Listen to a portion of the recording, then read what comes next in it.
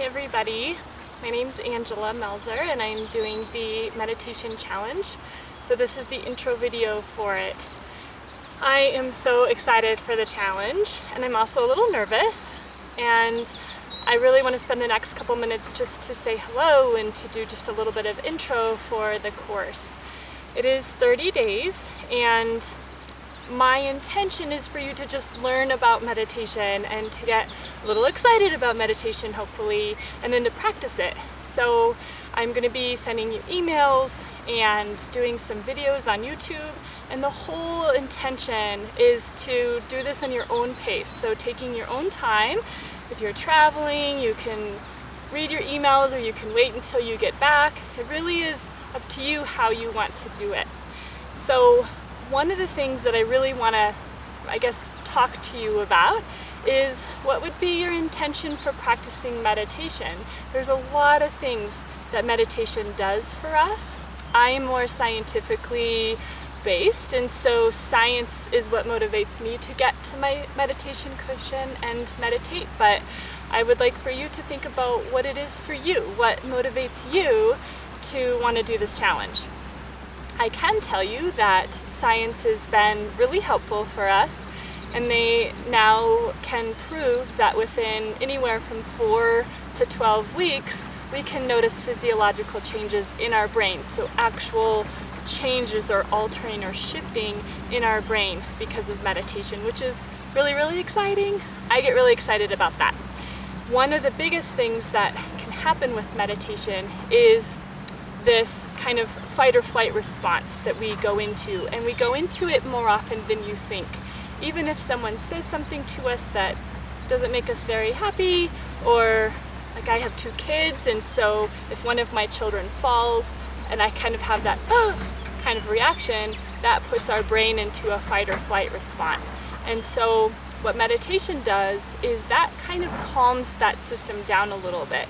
There's a neuroscientist by the name of Bessel van der Kolk, and he calls our amygdala, which is the main part of our brain that's responsible for triggering a fight or flight response, he calls that our smoke alarm.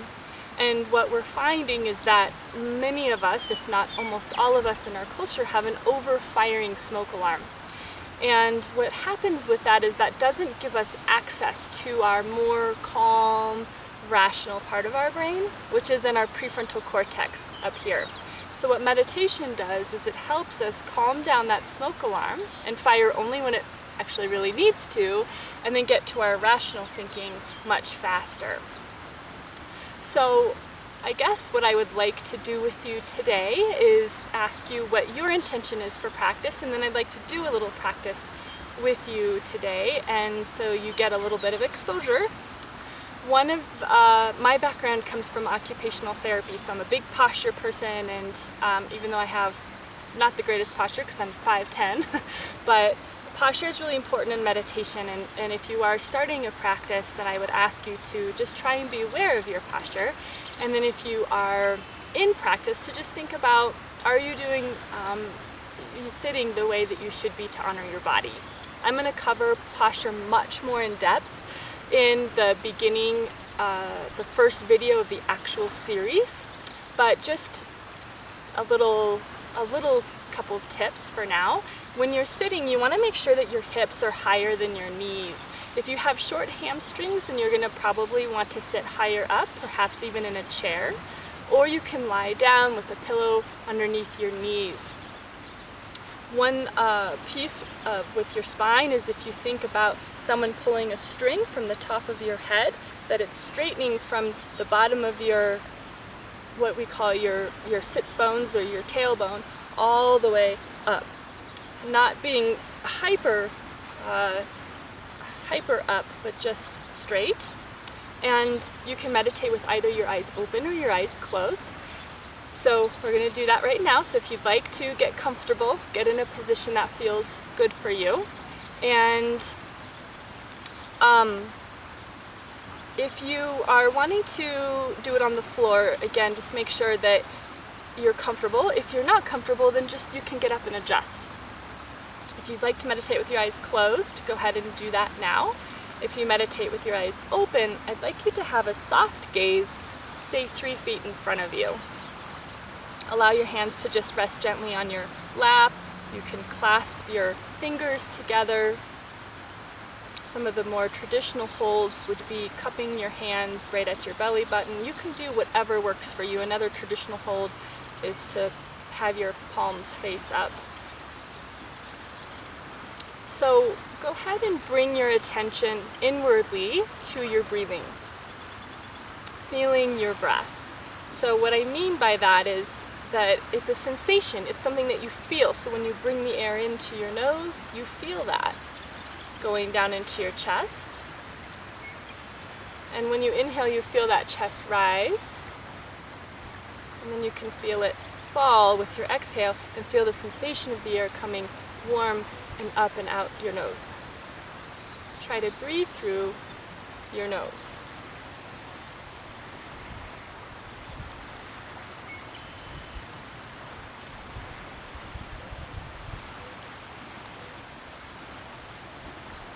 As you're doing this, you may be highly distracted by sounds or thoughts or an itch. And just be kind. When you notice that you've been distracted by thoughts, just say, it's just a thought, I can let it go. Bring my attention back to breathing.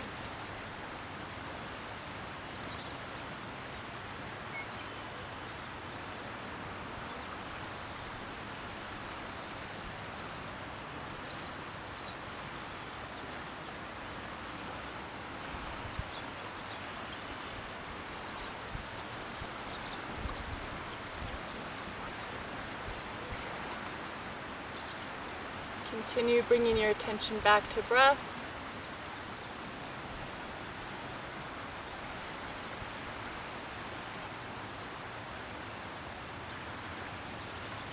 It's okay to be aware of sensations around you. You can't make them go away, but just try to acknowledge them and then shifting your focus back into your breathing.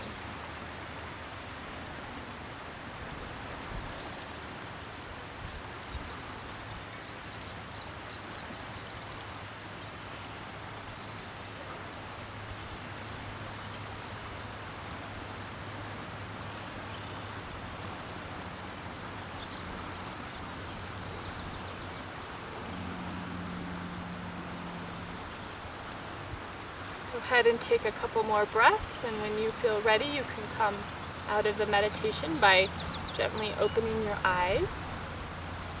You can shift, you can be aware of how your body feels, and I really place a lot of emphasis on the mind-body connection. That's important to me.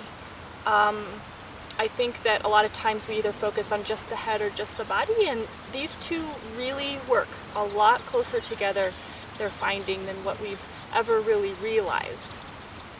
So when you just did that 2 or 3 minute meditation, it may have felt like a waterfall coming in, tons and tons of thoughts, like just bombarding you, and that's okay.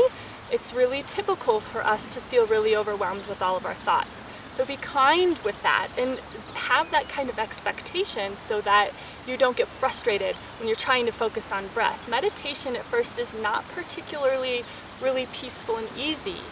We really are trying to work with these busy brains.